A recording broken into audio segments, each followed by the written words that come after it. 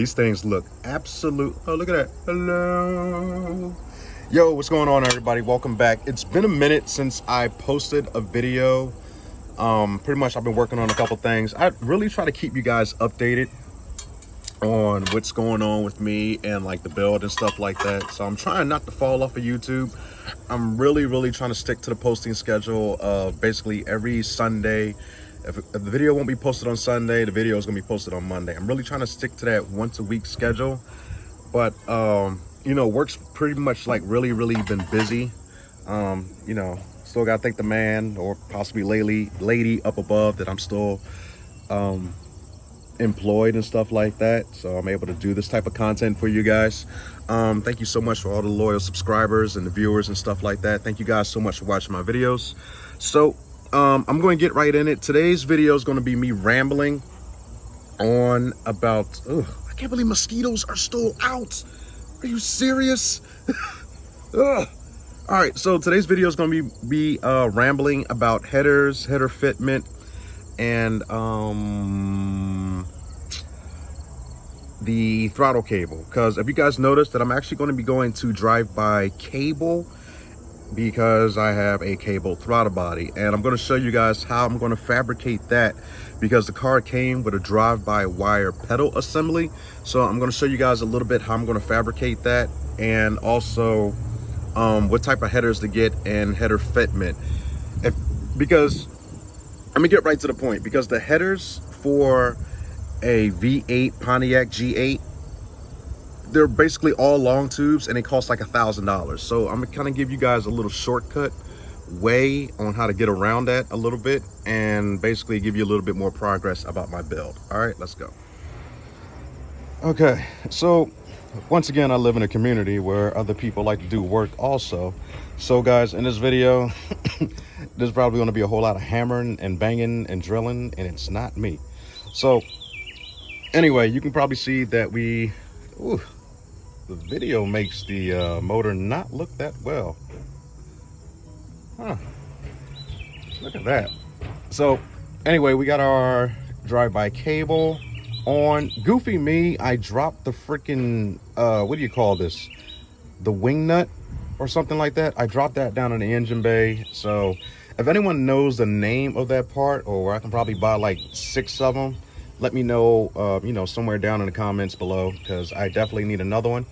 So as you can see, the motor's all buttoned up on the top. I just had to drop the fuel rail on the top, put the coils and the plugs and stuff on. But I didn't do that because now we're going to be talking about headers. Oh yes, by the way, this is like the best freaking tool any mechanic can have. Okay, so you know, like, this is the one that I have. Okay, this video is not sponsored, by the way, but yeah, the years of hand cramping and wrenching are far behind me. That is like the best tool any mechanic can have. I'm actually going to go out and go buy like the impact gun too, just to make things a whole lot easier. Like, it's weird because a lot of people really don't use air compressor tools no more, because like batteries have come so far and like they're so good now with the technology, the ions or whatever. But anyway, you guys didn't come here for that, you came here for this. So yes, you guys are not mistaken, these are actually dimples in the header. Reason why I made these dimples is kind of actually a little prematurely. I shouldn't have done it, but it's basically, it's for the steering shaft. Okay, so that little nut that's right there on the steering shaft, yeah, it was going to be causing like a little bit of clearance issues. So really what I kind of did is I heated it up a little bit, took the round part of the hammer, ding ding ding ding ding ding, dimpled that. It's just a little dimple. Okay, it's not that bad of a dimple. So you can see these headers are actually shorty headers for basically a Tahoe. Those are the ones I got. So remember earlier in my other videos when I was saying like you can go ahead and get block hugger S10 type of headers, but all the collectors will like come down. And if they all came down, you see the headers would have ran basically right into the motor mount and right into, it would have ran right into this. But you needed the headers to go down in a direction back there towards the collector. Well, not the collector, to the exhaust system. And I have the same thing on the other side. I'm not going to show you guys the other side because I was working with a dirty welder, but the welds are pretty much okay and they're going to hold. Now, when you go and get the Tahoe shorty headers, I'm telling you, I'm going to show you guys on this header because I'm a little embarrassed to show you on the other header. Now, on the passenger side, this is what you got to do. Hopefully you guys know a welder, or you guys are welders or fabricators. All right, basically you're going to have your plate. Obviously the tubes are going to come out. All right, you need to take out, let me get my tape measure here for a second. Let me get that out. All right, so now if you look, you're going to need to take out approximately 3/4 of an inch off of these headers. You see what I mean? So you're gonna have to chop it right here, bring the tube to the flange, do the same thing in the back. 3/4 of an inch, chop it here, bring the rest of the tube to the flange. The reason why is that you guys are not mistaken, okay? About a good, I've really noticed this on like the Escalades and the Tahoes. The motors do not sit directly centered in the car. You may think that. It may sound weird for me to say this, but engines and transmissions, the drive lines, do not sit perfectly centered in the middle of the vehicle. But anyway, you guys are probably going to say, well, you got all this crap on that side. You don't have that much crap on this side. You got all this crap on the other side and stuff like this. I'm trying to tell you guys, go to the junkyard and go pop a hood on the Tahoe or Suburban, especially the new ones. You'll see that the engine actually kind of sits more towards this side, if I'm not mistaken. Yeah. So yeah, that's going to allow, because you can see that clearance is very, very minimal on this side. Clearance is damn near abundant on this side. So that's one thing, well, at least another thing that you're going to have to do when it comes to your fabrication. Okay, so like I said, when you get your tubes, you're going to have to take 3/4 of an inch out, bring the tubes to the flange, fill it in, drop it in, and then boom, you're good to go. I'm actually running short on time, so I'm going to try to bump in. That's my favorite line, bump in. I'm going to try to bump these headers on and go inside the engine bay and explain the drive-by cable system that I'm going to be doing to incorporate it with the drive-by wire pedal. Okay.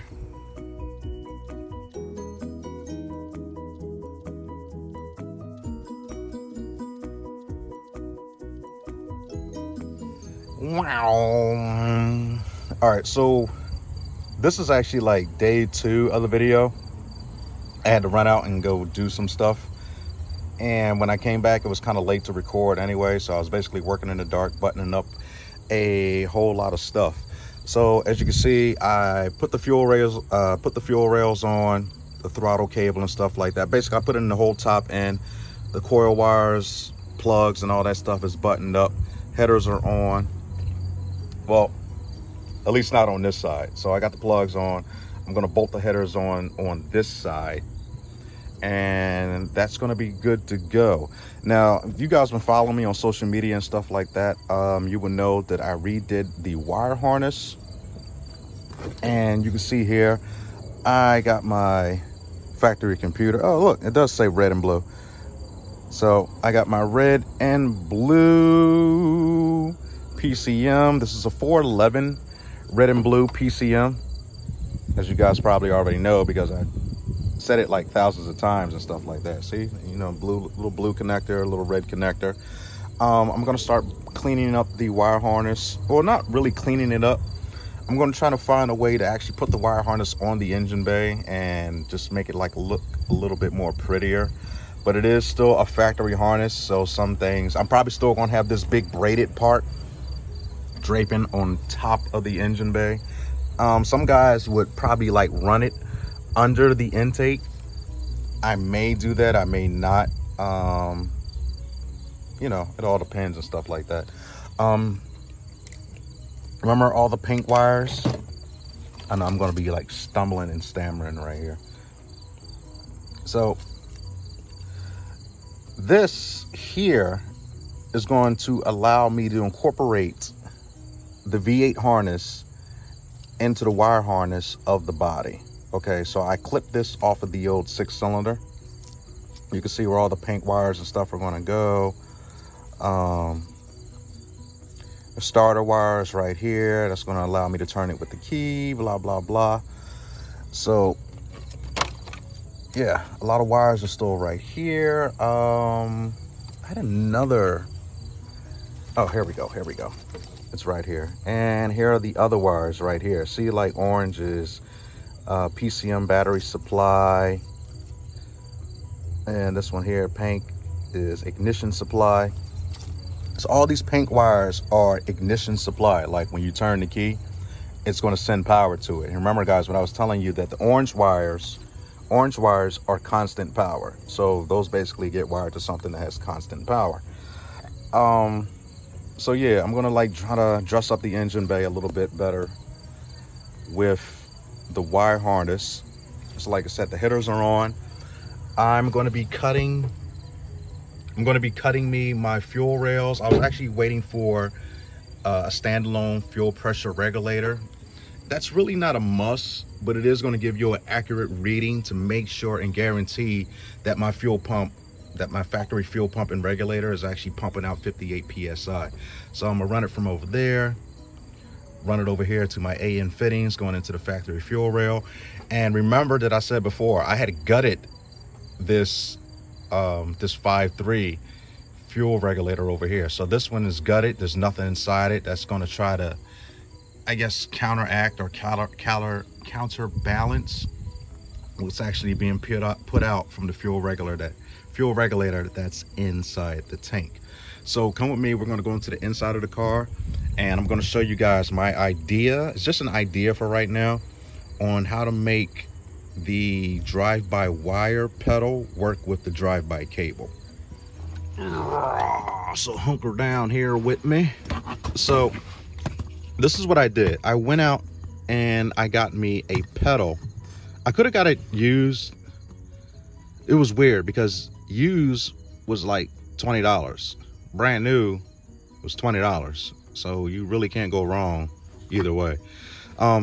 This pedal assembly, or this pedal, came out of the GMC van.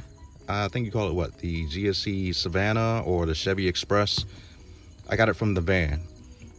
And basically what I was going to do is I was going to like just whack it here, bring it up. Basically I was going to shorten this rod right here. And if you can see, I was going to mount it up in there. But then I had this crazy idea.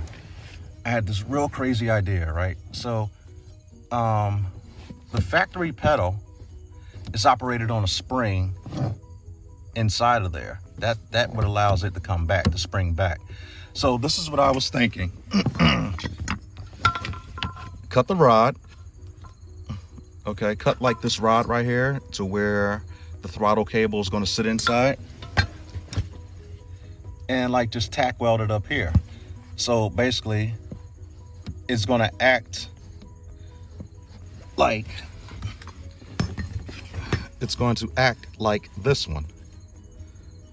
So that's really it. So I may do that, I may not. I'm pretty sure I am going to do it, because even if I do mess up, I can just, you know, weld it back on and go with this original van type of pedal assembly. So yeah, that's really it.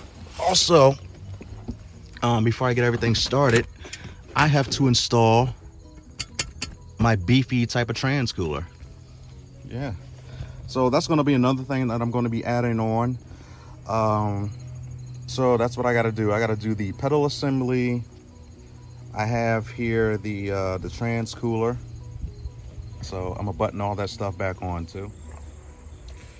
All right, so anyway guys, that's basically it. Next video is going to be me mounting the 411 PCM, attaching the wire harness, and that's basically it. That's like me just working in the engine bay and stuff like that.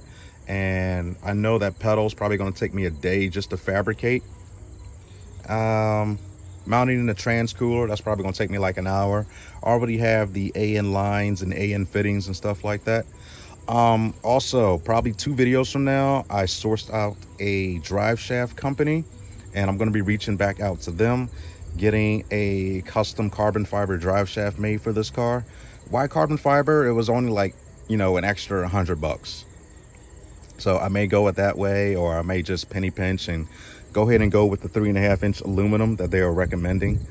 So that's going to wrap up today's video. Thank you guys so much for liking, watching, and all the other types of stuff. Like I said, thank you guys for liking and watching and stuff like that. Sorry it's been so long for me posting videos, but you know, still got a day job and stuff like that. You know, thank the big man upstairs. So got to go to work, got to make the money to make the videos and stuff like that. So again, thank you guys so much for watching and liking and subscribing and staying with me through this whole journey. Much love. And I'm also working on basically like merch or something like that, like a line of, I don't know, a line of something. You know, I just got inspired by, you know, like Evan Shanks and TJ Hunt and stuff like that. Like, you know, give the viewers something, because you already got subscribers. Give the viewers something, a hoodie, a t-shirt. I may start small, probably do stickers or something. All right. Yeah, follow me on Instagram. Little teasers will be available there. All right, guys, much love. Scratch my peasy head. I'm the only guy with a bald peasy head. It's crazy. I'm out.